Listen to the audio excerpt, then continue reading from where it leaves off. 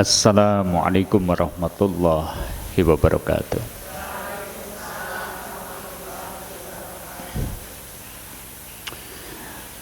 Innal hamdalillah nahmaduhu wa nasta'inuhu wa nastaghfiruh wa na'udzu billahi min shururi anfusina wa min sayyiati a'malina may yahdihillahu fala mudilla lahu wa may yudlilhu fala hadiyalah. Asyhadu an la ilaha illallah wahdahu la syarikalah wa asyhadu anna Muhammadan abduhu wa rasuluh. Allahumma shalli wa sallim wa barik ala Muhammadin wa ala alihi wa ashabihi wa man tabi'ahum bi ihsanin ila yaumiddin. Amma ba'da. Fa ya ibadallah usikum wa iyaya bi taqwallah. Faqad qala Allah Ta'ala ya ayyuhalladzina amanu taqullah ittaqullaha haqqa tuqatih wa la tamutunna illa wa antum muslimun. Wa qala Rasulullah sallallahu alaihi wasallam man syara'a yakunna akraman nas falyataqillah wa man syara'a yakunna aqwan nas falyatawakkal 'ala Allah. Shadaqallah wa sadaqa rasulul karim. Bapak Ibu kaum muslimin dan rahimakumullah, gimana kabarnya ini? Ya. Kayaknya ini orang-orang hebat aja nih, yang dingin-dingin, gerimis-gerimis tetap berangkat ngaji. Ya. Tapi kayaknya kita harus menyandarkan itu semua kepada Allah. Artinya inilah nikmat yang Allah limpahkan kepada kita, sehingga kita diberi kekuatan untuk hadir, berkumpul, bermajelis sekalipun dalam suasana rintik hujan, yang kalau mau milih-milih jane yo milih kemulan gitu. Nah, untuk itu kita bersyukur karena justru nikmat din ini tidak diberikan oleh Allah kepada sembarang orang, hanya kepada orang yang dicintai saja. Beda dengan nikmat dunia, Allah kasih kepada orang yang baik yang dicintai maupun yang tidak dicintai, ya. Semoga kehadiran kita ini pertanda bahwa Allah cinta kepada kita, dan ini adalah karunia yang sangat luar biasa, dicintai oleh Allah, ya.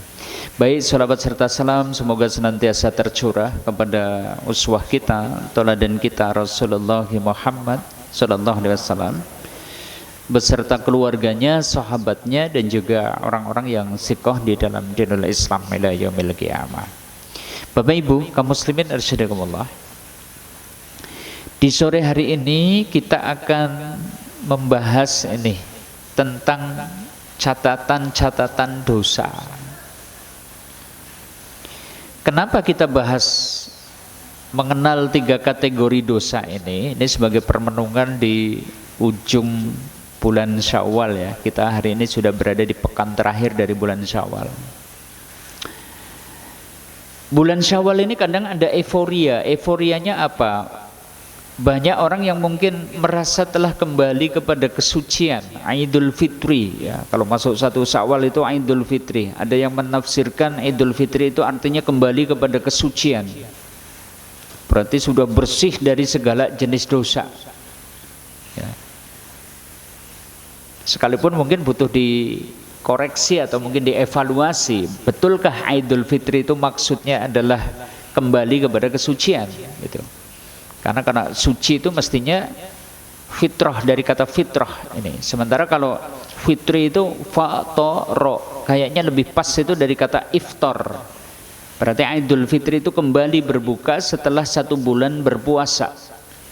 Cuma karena ditakwilkan kembali kepada kesucian, sehingga kebanyakan karena sudah suci, ya Syawal adalah saatnya beristirahat dari amal. Wis kesel ngamal nang bulan Ramadan. Berarti Syawal adalah saat untuk mencari berbagai macam hiburan. Makanya ya kalau bulan Syawal itu ya wis anane apa? Plesir, ya.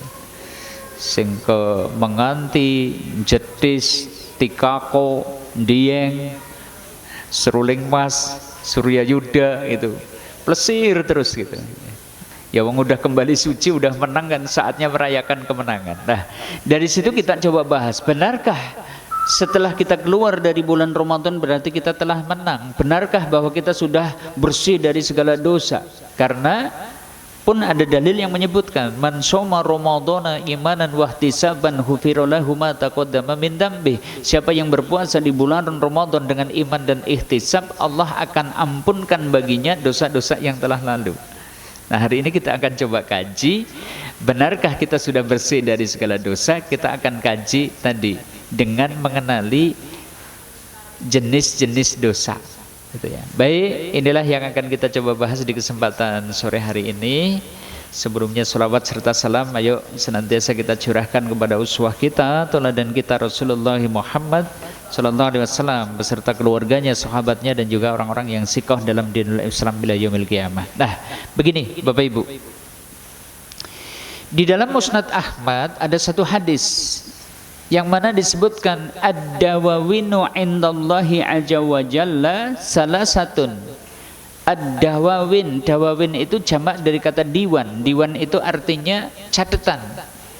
Catatan dosa di sisi Allah azza wa jalla itu dibagi menjadi 3 kategori. Dados dosa niku enten 3 golongan. 3 golongan dosa. 1, diwanun la ya'ba'ullahu bihi syai'a, catatan dosa yang tidak dipedulikan sedikit pun oleh Allah.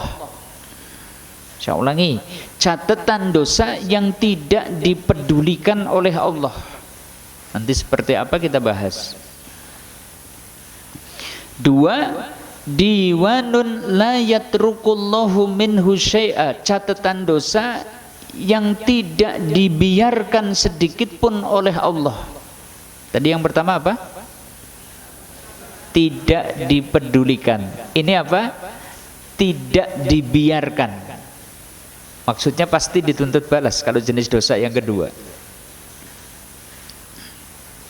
Adapun jenis dosa yang ketiga adalah diwanun la yahfiruhullah, catatan dosa yang tidak akan diampuni oleh Allah.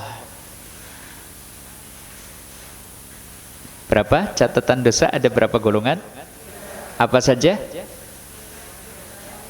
Ini diwanun la ya'ba'ullahu bihi syai'a, catatan dosa yang tidak dipedulikan oleh Allah. 2, diwanun la yatrukullahu minhu syai'a, catatan dosa yang tidak akan dibiarkan oleh Allah. 3, diwanun la yaghfiruhullah, catatan dosa yang tidak akan diampuni oleh Allah. Ada 3 kategori dosa ini. Ya. Yang tidak dipedulikan, yang tidak dibiarkan, yang tidak diampuni. Sekarang coba kita pahami nih satu persatu. Yang dimaksud dengan diwanun la ya'ba'ullahu bihi syai'a itu apa? Dosa yang tidak dipedulikan oleh Allah niku maksudnya kepripun? Begini.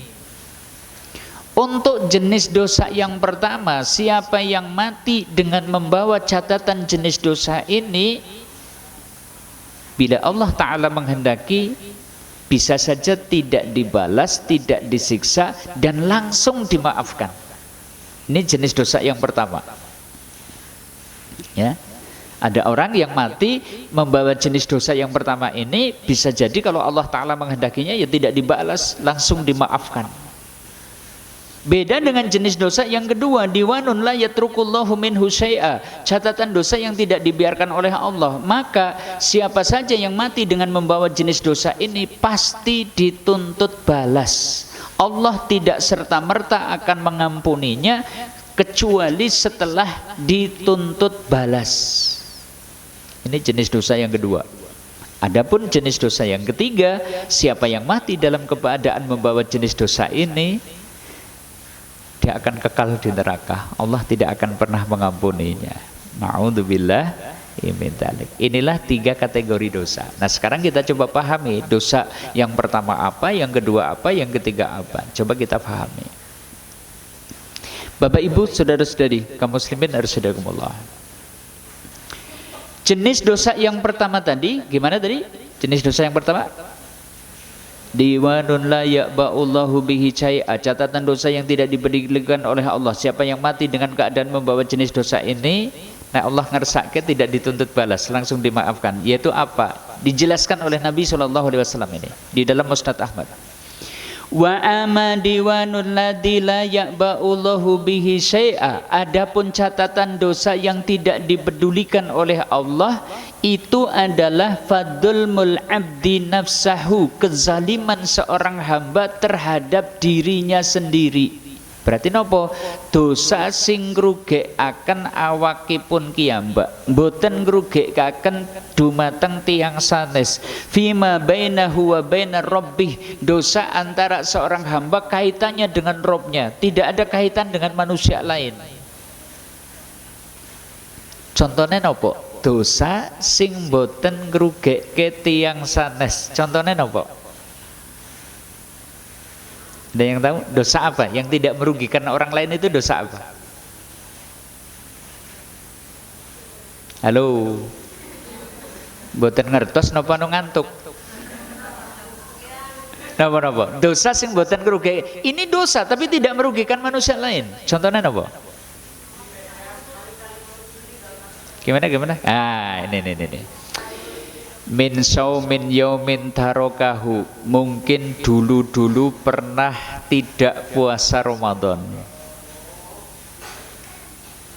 Ada yang pernah mboten puasa Ramadan tanpa udur zaman riyin-riyin? Ya mungkin ada. Nah Allah ngersake langsung dimaafkan, langsung diampuni bisa. Kenapa? Dosa ini tidak merugikan orang lain. Mbok enten tiyang mboten puasa, tanggane yang mboten lajeng greges-greges masuk angin, awake pada lara, mboten gitu. Aw sholatin tarokaha, atau mungkin sholat yang pernah ditinggalkan. Ada yang dulu, zaman dulu mungkin punate mboten sholat. Malah kula niku nembe salat nggih setahun rong tahun niku ustajan. Umur 60 tahun nembe salat setahun rong tahun, berarti 58 tahun niku urung salat gitu. Nah, jenis dosa ini disebutkan nih. Fa innallaha azza wa jalla yaghfiru dzalika wa yatazawwaju. Nek Allah ngersake, di sini ada kata insya'a, menawi Allah taala ngersake, orang yang melakukan perbuatan dosa ini akan diampuni dan dimaafkan. Menawi Allah ngersake, ora mawi dihukum, ora mawi disiksa, dimaafkan. Nanti kita jelaskan lebih rinci nanti. Ini kita baca dulu penjelasan Nabi SAW. Adapun jenis dosa yang kedua, nah ini jenis dosa yang kedua itu apa? Dijelaskan oleh Nabi SAW. Wa amadiwanul ladzi la yatrukullahu minhu syai'a. Adapun catatan dosa yang tidak akan dibiarkan oleh Allah, itu adalah fadzulmul ibadi ba'dihim ba'do, kezaliman seorang hamba terhadap hamba yang lain. Oh niki berarti dosa ning sing ngrugekake dumateng tiyang sanes. Yang jenis ini al-qisasu la mahallah, tidak bisa tidak, pasti dikisos, pasti dituntut balas. Maksudnya nopo? Allah dereng badhe paring pangapunten, Allah dereng badhe paring maghfirah sampai dosa jenis ini dituntut balas. Dosa nopo? Sing ngrugekake dumateng tiyang sanes. Nanti kita bahas insyaallah. Adapun jenis dosa yang ketiga, diwanun la yaghfiruhullah, catatan dosa yang tidak diampuni oleh Allah itu adalah fasyirku billah, nyekutoaken dumateng Allah. Maka yang jenis dosa ini qala Allahu azza wa jalla, Allah azza wa jalla niku ngendika, innahu may yusyrik billah, sak temene sinten tiange kok nyekutokke dumateng Allah, sesungguhnya siapa yang menyekutukan Allah faqad haramallahu alaihil jannah, sungguh Allah haramkan baginya surga. Surat Al-Maidah ayat 72. Nah, ini tiga jenis dosa. Saged dipahami? Bisa dipahami? Jenis dosa yang pertama tadi gimana? Yang tidak dipedulikan oleh Allah, itu kezaliman seorang hamba terhadap dirinya sendiri.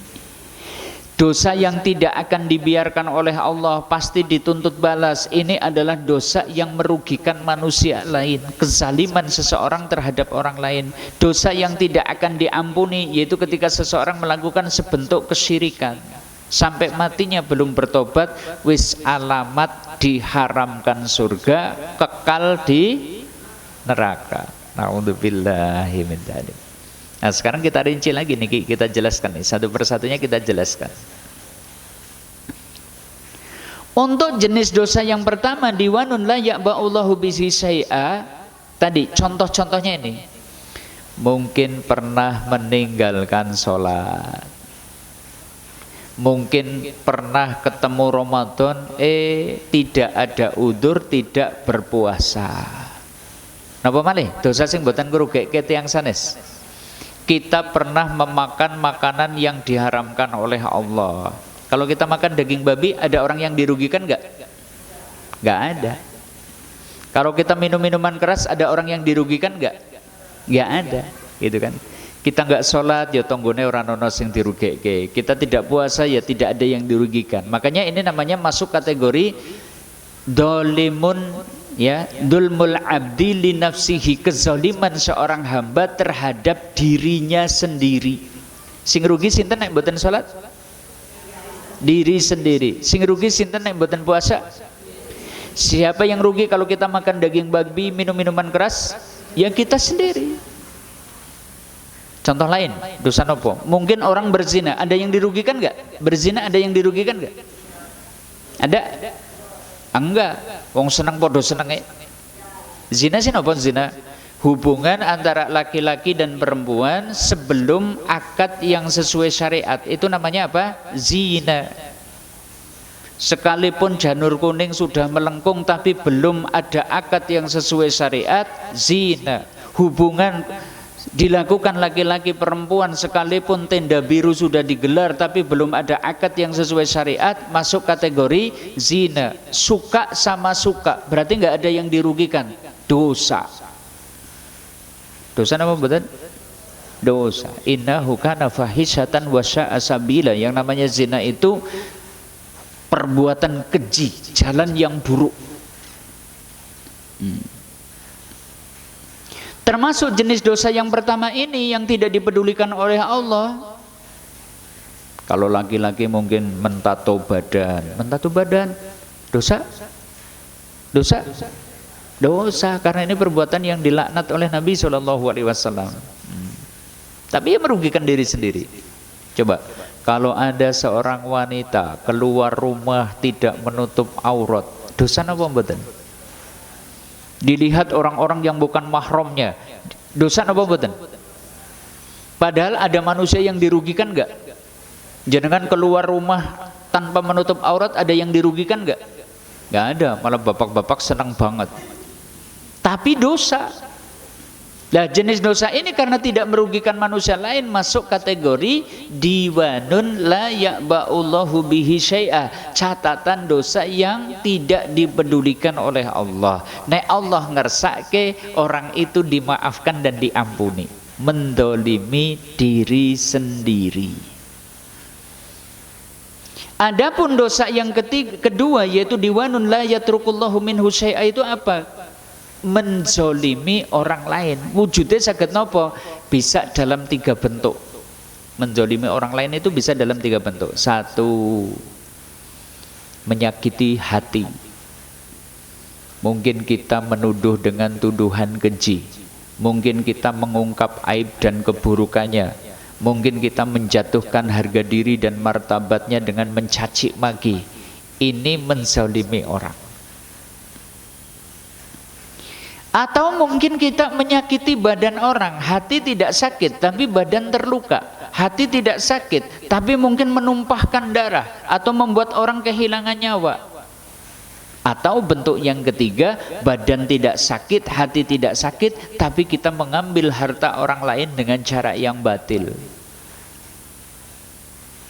Utang orang bayar, merugikan orang lain. tuku barangnya wis digawa ning ora dibayar. Ini juga masuk kategori mengambil harta orang lain dengan cara yang batil. Mampir nang warung jiot mendoan 5 ngakune loro, dosa mboten? Dosa. Ini merugikan harta orang lain. Jenis dosa ini pasti dituntut balas. Maksudnya apa? Allah tidak serta-merta akan mengampuni dan memaafkannya kecuali sudah dibalas. Sehingga orang yang tersakiti mendapatkan balasannya, sehingga orang yang mungkin kehilangan nyawa atau mungkin disakiti badannya, dia akan mendapatkan akan mendapatkan imbal baliknya. Orang yang mungkin dulu pernah dipinjemi tapi kemudian tidak dilunasi, dia pun akan mendapatkan balasannya. Sampai seperti itu, baru kemudian Allah itu berkenan mengampuninya. Maka hati-hati, jenis dosa yang kedua ini bisa menyebabkan kebangkrutan di akhirat. Menyebabkan apa? Padahal coba, pernah tidak jenengan niku ngendika ning pangandikane nglarani wong liya kinten-kinten pun nate dereng? Lah ya kayane wis. Padahal masuk dalam kategori ini ngrendengi. Sing jenenge ngrendengi cok ngrendengi napa mboten jenengan? Lah ya kayane gawene. Gitu kan. Belum lagi badan kita kadang juga menyakiti orang. Belum lagi kita kadang juga mengambil harta orang lain. Mengambil harta orang lain itu bukan berarti harus sing nilainya jutaan, sing dosa, angger sing nilainya jutaan, angger 1.000 ora dosa. 1.000 besok akan dituntut balas. Besok akan dituntut balas.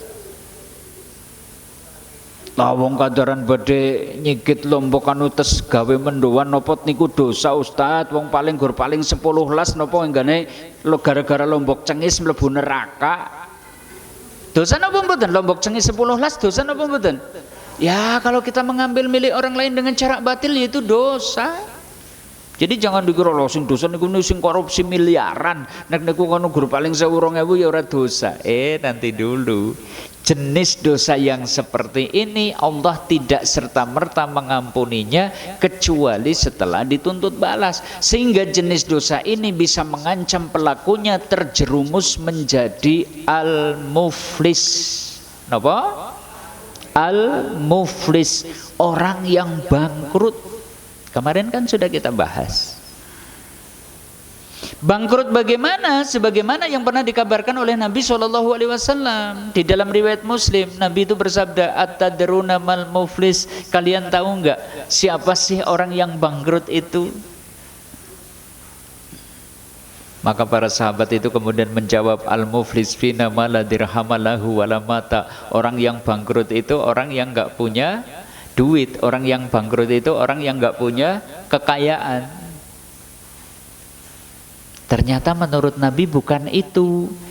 Bangkrut yang dimaksud oleh Nabi itu mayyati yaumal qiyamati bisolat bisiyam bisodaqah. Orang yang bangkrut itu orang yang datang pada hari kiamat sambil membawa pahala solat, membawa pahala sodakoh, membawa pahala puasa, membawa pahala haji, membawa pahala umroh, membawa pahala baca Quran dan seterusnya.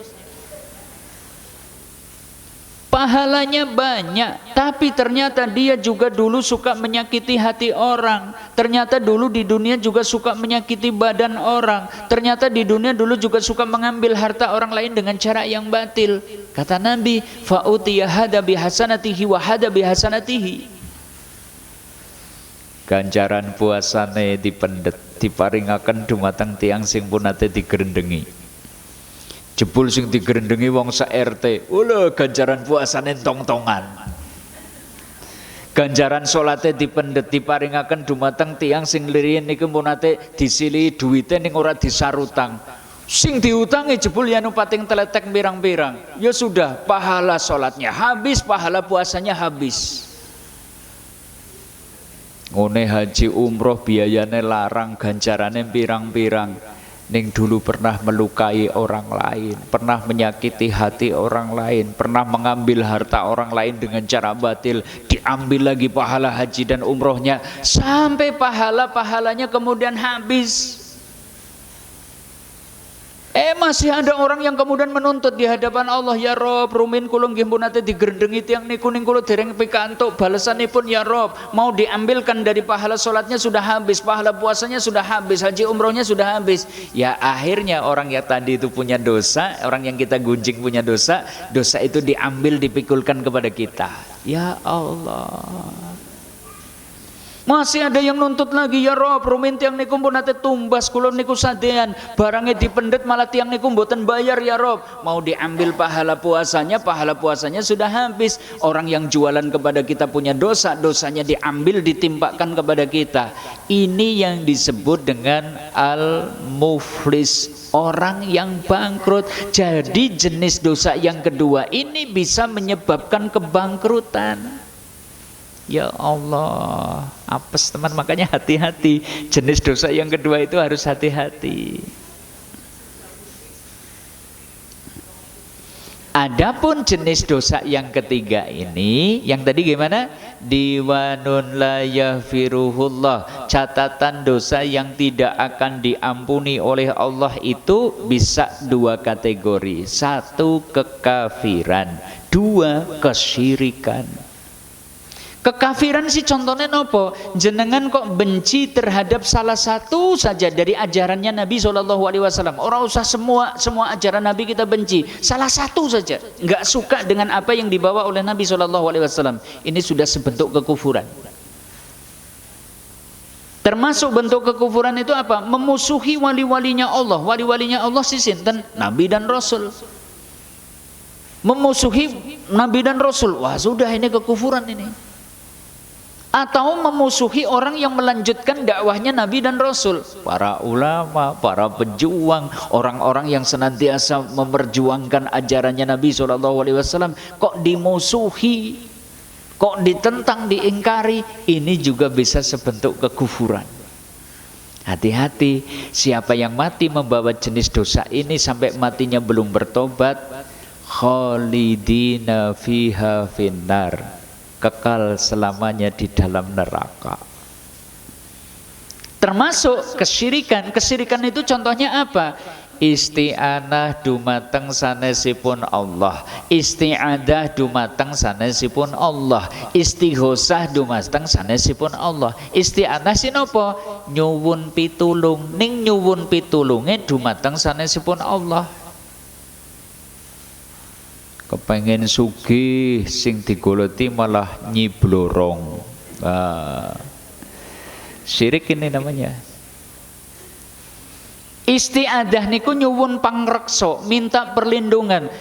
Njaluk perlindungan kepada penguasa gunung, njaluk perlindungan kepada penguasa laut, njaluk perlindungan kepada penguasa mungkin tempat-tempat keramat. Ini juga bentuk kesyirikan. Istighosah niku tegese njaluk keselamatan. Njaluk keselamatane dumateng sanesipun Allah, njaluk selamat maring Nyi Roro Kidul misalnya. Ini juga sebentuk kesyirikan. Kalau sampai matinya belum bertobat, gimana? Gimana? Tidak akan diampuni, diharamkan baginya surga, kekal di neraka. Innalladzina kafaru min ahlil kitabi wal musyrikina fi nari jahannama khalidina fiha. Nah, dari tiga jenis catatan dosa ini ada satu perkara yang bisa kita petik pelajaran. Oh, jane keluar dari bulan Ramadan ya kita bisa jadi belum bersih dari segala dosa. Karena jenis dosa ini macam-macam ini. Tidak semuanya itu terhapus dengan puasa yang kita lakukan. Maka mestinya kita jangan merasa suci dulu. Jangan-jangan kita itu begitu masuk Syawal gitu rasanya wis bersih banget. Dadine lah wis ngaso lah aja kakean amal wong anu ibarat kertas-kertas wis putih bersih. Dadine gembeleng. Diundang kon ngaji, loh ngaji maning malah kaget, ngaji maning itu malah kaget. Kenapa? Rasanya sudah cukup dengan amal yang kita lakukan di bulan Ramadan. Oh, ternyata bisa jadi kita masih ada nih dosa-dosa dalam bentuk-bentuk yang berbeda ini. Dari sini Bapak Ibu, saudara-saudari kaum muslimin arsyadakumullah, yuk kita coba bahas bagaimana agar catatan-catatan dosa tersebut bisa terhapus. Caranya pripun gitu kan. Mencatatannya kebusek. Nah kebusek ya berarti nanti harapannya ya kemudian kita layak masuk surga bighairi hisab gitu lah. Gitu. Yuk kita coba rinci satu persatu masing-masing jenis dosa tadi. Untuk jenis dosa yang pertama, yaitu apa tadi? Kezaliman seorang hamba terhadap dirinya sendiri, itu bisa terhapus dengan istighfar, dengan taubat, dengan berbagai amal kebajikan yang kita lakukan, dengan kesabaran kita ketika mendapatkan musibah, dengan syafaat Nabi SAW. Ini akan terhapus dengannya. Satu apa? Istighfar. Istighfar sih kepripun? Artinya sih nopo? Artinya sih nopo? Astagfirullah sih artinya nopo? Ya Allah yang Maha Agung, ampuni saya ya Allah. Itu yang pendek. Makanya kan dulu pernah saya ajari istighfare Nabi Musa. Robbi inni dolamtu nafsi faghfirli. Itu kan coba kalimatnya.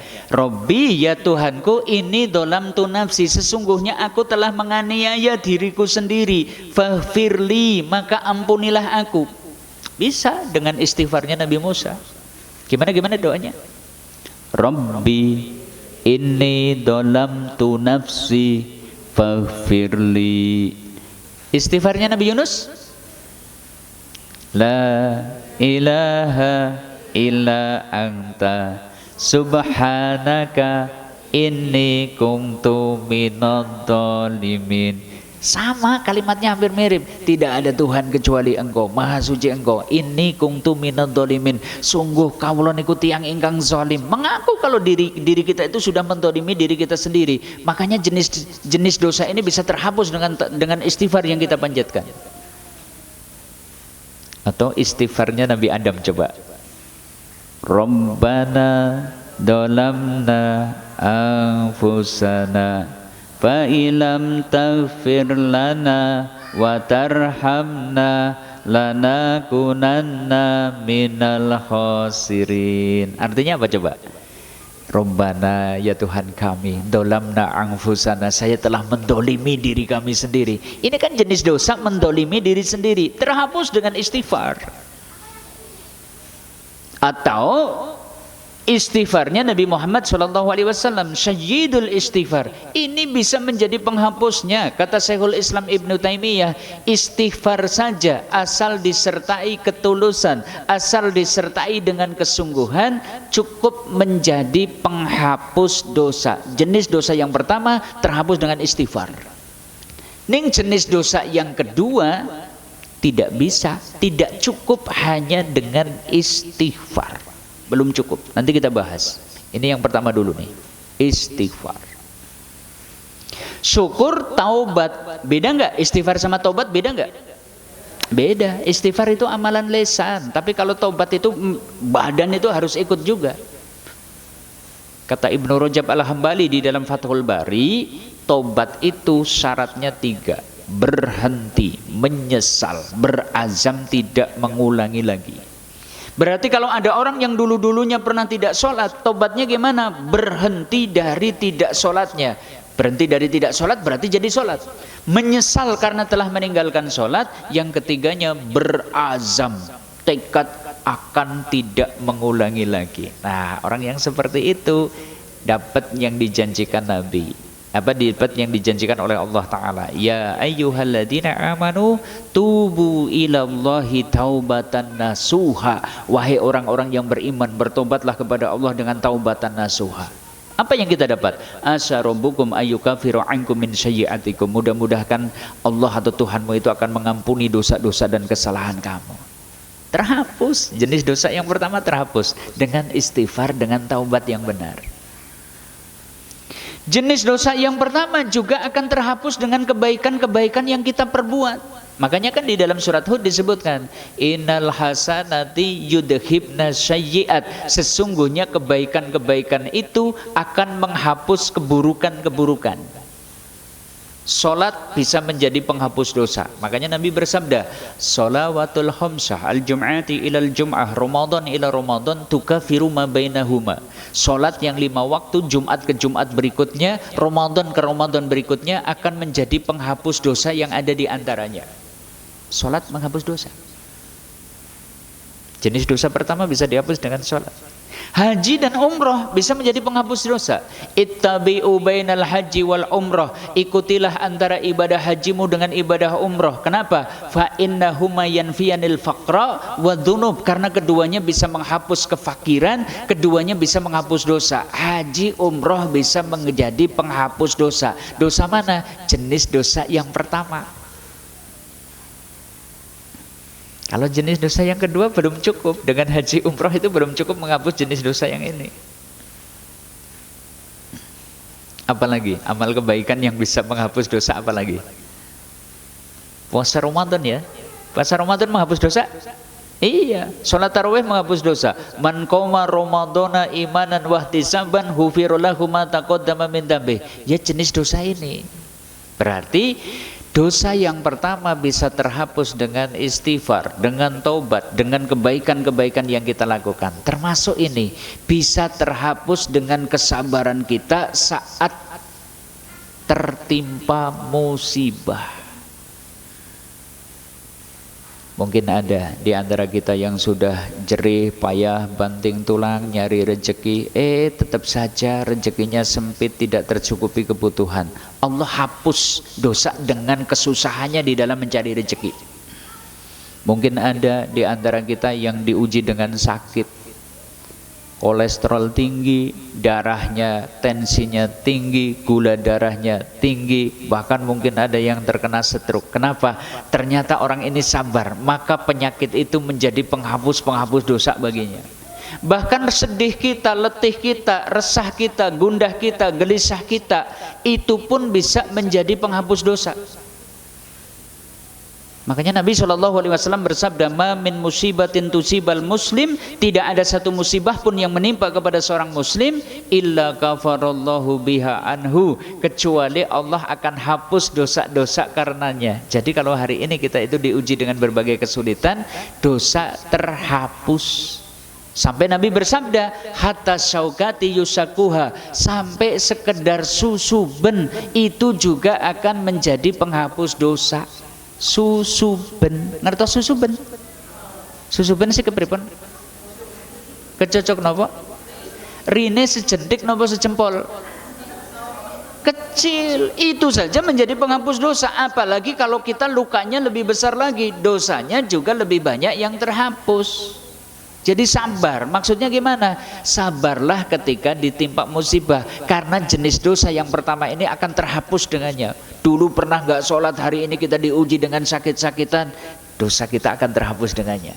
Dulu kita pernah suka makan makanan yang diharamkan oleh Allah, hari ini kita terkena kolesterolnya tinggi, tensinya tinggi, gula darahnya tinggi, dosa-dosa yang lalu akan dihapus dengannya. Seperti itu. Makanya kalau mriyang kok mriyange gur telung dina kudune ngenyang, ya Allah, kok mriyange gur telung dina, ya Allah, mbok telung bulan sinopo ya Allah, gitu kan. Terus niku ya ora usah lah, malah ora kuat gitu. Ya maksudnya ketika diuji dengan sakit, sabar. Kita sedang dihapus nih dosanya. Oh gemen wis tau ora salat iki dadi mriyang. Oh gemen wis tau ora puasa Ramadan ini jadi sakit. Oh dulu pernah nyicipi barang haram, oh ini kemudian diganjar dengan sakit. Tapi dengan sakit itu semua nanti dosa kita jadi terhapus. Jadi nggak usah ngersula tok lah kaya kuwi ya awake ngregas-ngregas terus lah kuwi ya awake sirahe bengel, tensine dhuwur terus. Sudah, santai aja, terima aja. Kita sedang diapain sama Allah? Sedang diapain? Dihapus dosa-dosanya. Karena dulu banyak berbuat salah, gitu kan? Gitu. Sholat yang mestinya wajib kita nggak sholat. Puasa Ramadan nggak ada udzur kita nggak puasa Ramadan. Kita pernah coba-coba jadi daging babi kayak ngopo ya dicicipi. Tahu-tahu tipes. Nah, tipesnya jadi penghapus dosa. Tahu-tahu struknya jadi penghapus dosa. Sabar. Termasuk akan menjadi penghapus dosa itu adalah syafaat. Ketika seseorang mendapatkan syafaat Nabi SAW, makanya Nabi kan sampai bersabda, syafaati li ahlil kabair min ummati. Syafaatku itu akan berlaku bagi pelaku dosa besar di antara umatku. Ada orang yang pernah berbuat zina karena dapat syafaat nggak jadi disiksa. Ada orang yang mungkin pernah makan riba, kemudian dia itu mendapatkan syafaat Nabi jadi tidak disiksa, dan seterusnya. Jadi jenis dosa yang pertama terhapus dengan apa? Istighfar, taubat, berbagai amal kebaikan yang kita lakukan, kesabaran kita ketika mendapatkan musibah, syafaat Nabi SAW dan yang lainnya.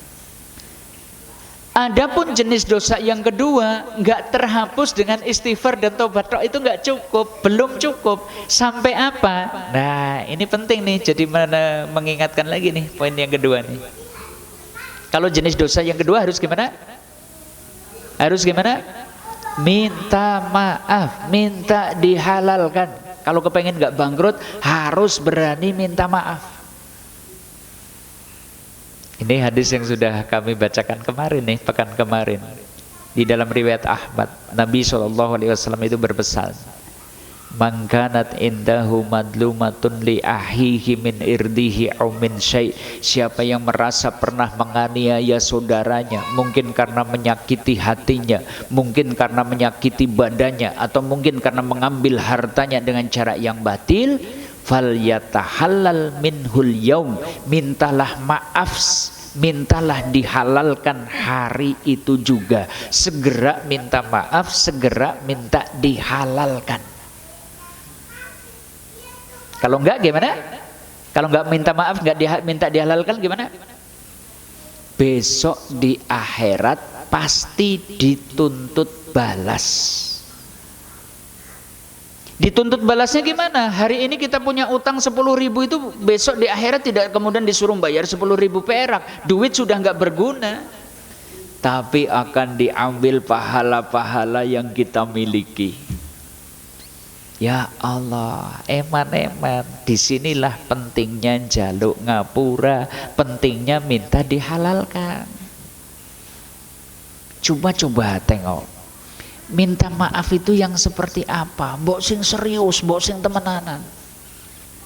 Misal nih, contoh misal, ada orang yang pernah kita tuduh dengan tuduhan keji, kita fitnah dia, sampai gara-gara tuduhan fitnahan kita, orang ini kemudian dipecat dari pekerjaannya. Setelah itu hidupnya terluntak-luntak karena jalan rezekinya kemudian jadi sempit, kehilangan pekerjaan. Jenengan jaluk ngapurane guru sekedar yu kosong-kosong ya, yu kosong-kosong. Penak temen kosong-kosong. Aku dipecat gara-gara fitnah Herika. Aku kehilangan pintu rezeki ya juga gara-gara tuduhannya sampean. Siki guru apa? Kosong-kosong, kon purpuran. Terima apa enggak? Orang yang sakit hatinya tadi terima enggak? Enggak bakalan. Kita harus buktikan bahwa kita itu sungguh-sungguh minta maaf kepadanya. Pentingnya kita sungguh-sungguh minta maaf seperti itu, supaya orang yang sakit hati sembuh sakit hatinya, supaya orang yang ada ganjelan hilang ganjelannya, supaya orang yang ada dendam sirna dendamnya. Bagaimana caranya? Gak cukup hanya sekedar ada acara halal bihalal ikut salaman kemudian selesai urusan kita. Enggak, harus kita itu betul-betul minta maaf kepadanya. Sampai orang yang pernah kita rugikan itu kemudian plong dengannya. Jadi kalau urusannya itu mungkin sakit hati yang kita lakukan, maka kita harus minta maaf. Adapun kalau minta dihalalkan itu kalau kita berbuat zolim terkait dengan harta seseorang, minta dihalalkan. Jangan sekolah gemien SPG nang Pucang ana bakul pecel. Zaman sekolah menduan 5 wong bocah sekolah ngakune loro. Dosa napa mboten? Dosa napa mboten? Tahu mendoan maksud dosa? Dosa gitu. Solusinya gimana? Minta dihalalkan, cari bakul pecel itu dicari. Lah wong gemen bewis nini tahun 90, lah saiki wis kaya ngapa? Lah wis digoleti ora anak. Cari ahli warisnya. Ahli warisnya digoleti seneng banget. Mbok arep oleh duit jutaan, jebul arep dibayar mendoan telu.